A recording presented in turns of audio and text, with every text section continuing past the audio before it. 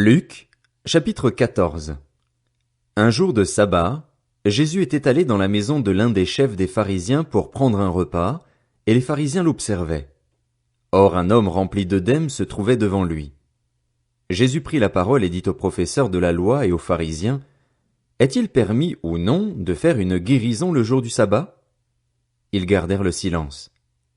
Alors Jésus toucha le malade, le guérit et le renvoya. Puis il leur dit, « Lequel de vous, si son fils ou son bœuf tombe dans un puits, ne l'en retire pas aussitôt, même le jour du sabbat ?» Et ils furent incapables de répondre à cela. Il adressa ensuite une parabole aux invités, en voyant qu'ils choisissaient les meilleures places. Il leur dit, « Lorsque tu es invité par quelqu'un à des noces, ne te mets pas à la meilleure place, de peur qu'il n'y ait parmi les invités une personne plus importante que toi et que celui qui vous a invité l'un et l'autre ne vienne te dire « Laisse-lui la place !»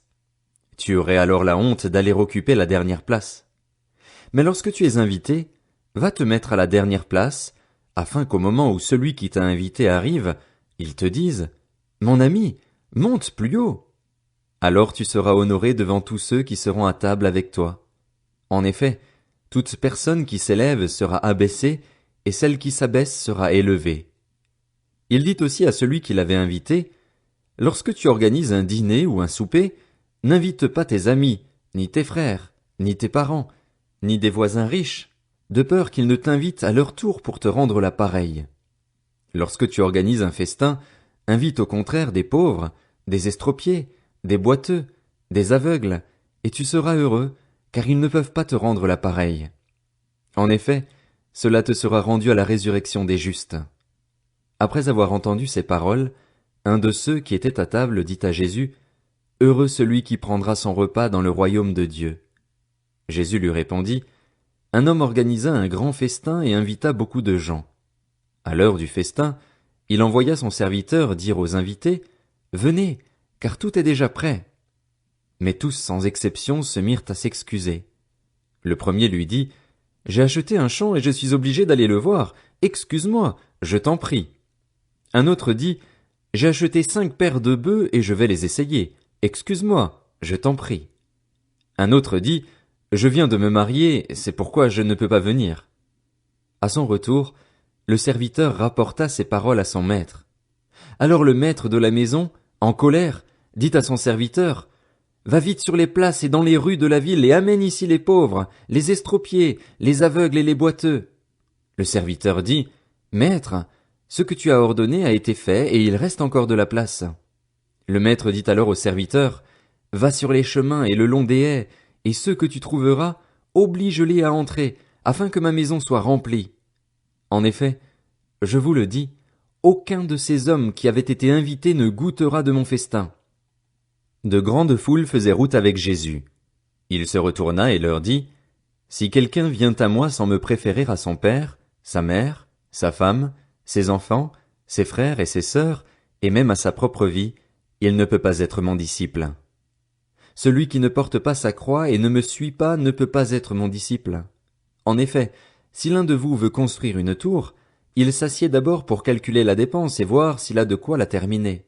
Autrement, si après avoir posé les fondations il ne peut pas la terminer, tous ceux qui le verront se mettront à se moquer de lui en disant « Cet homme a commencé à construire, et il n'a pas pu finir. » De même, si un roi part en guerre contre un autre roi, il s'assied d'abord pour examiner s'il peut, avec 10 000 hommes, affronter celui qui vient l'attaquer avec 20 000.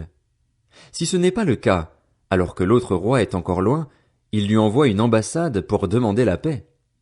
Ainsi donc aucun de vous, à moins de renoncer à tout ce qu'il possède, ne peut être mon disciple.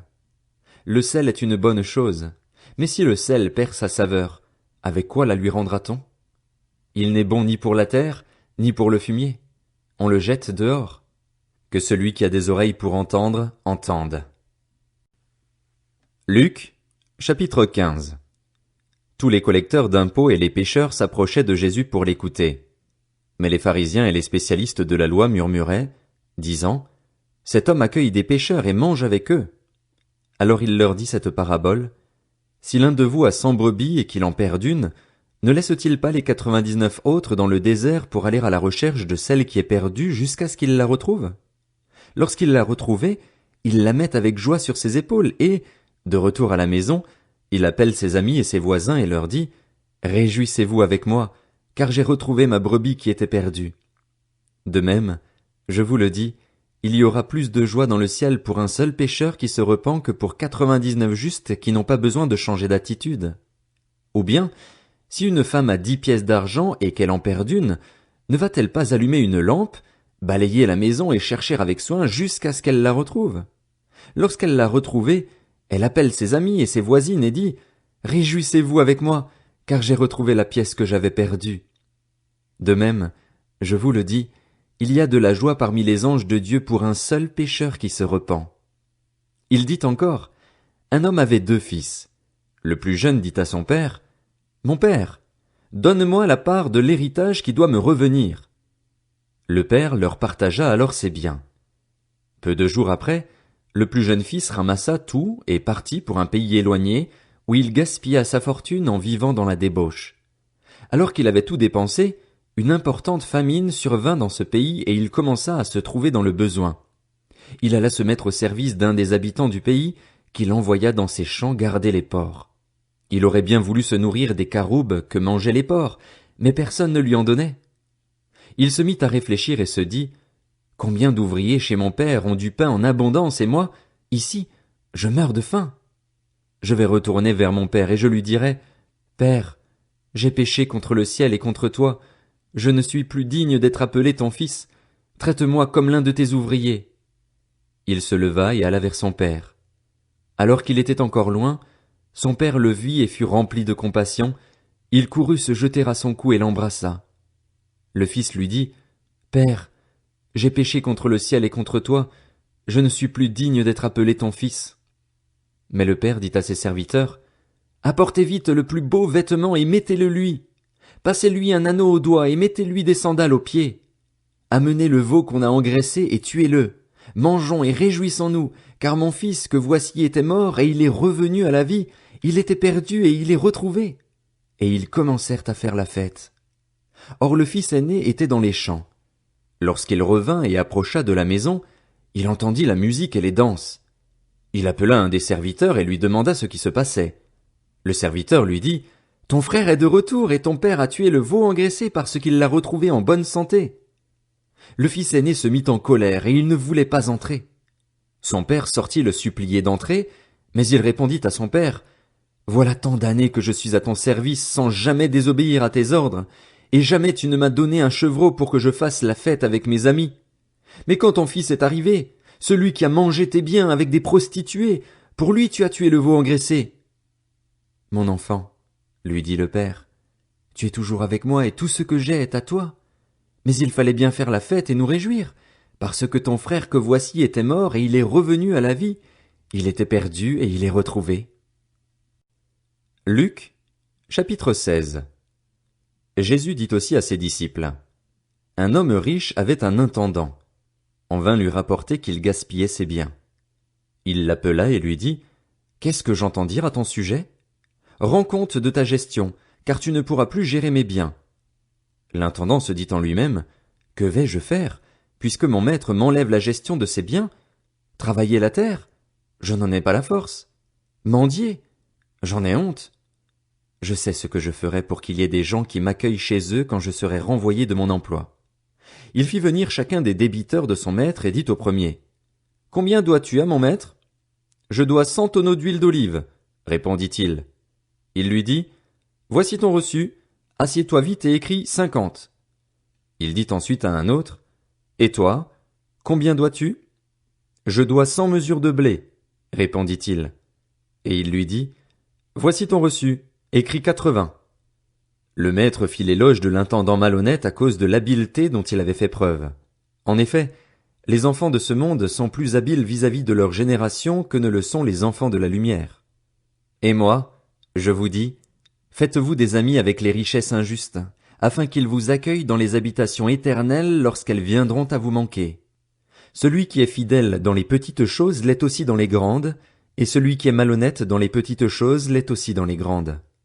Si donc vous n'avez pas été fidèle dans les richesses injustes, qui vous confiera les biens véritables? Et si vous n'avez pas été fidèle dans ce qui est à autrui, qui vous donnera ce qui est à vous? Aucun serviteur ne peut servir deux maîtres, car ou il détestera le premier et aimera le second, ou il s'attachera au premier et méprisera le second. Vous ne pouvez pas servir Dieu et l'argent. En entendant tout cela, les pharisiens qui aimaient l'argent se moquaient de lui. Jésus leur dit, Vous cherchez à paraître juste devant les hommes, mais Dieu connaît votre cœur. De fait, ce qui est très estimé parmi les hommes est abominable devant Dieu. La loi et les prophètes ont subsisté jusqu'à Jean. Depuis lors, la bonne nouvelle du royaume de Dieu est annoncée et chacun cherche avec force à y entrer. Le ciel et la terre disparaîtront plus facilement que ne tombera un seul trait de lettre de la loi. Tout homme qui renvoie sa femme et en épouse une autre commet un adultère, et tout homme qui épouse une femme divorcée de son mari commet un adultère.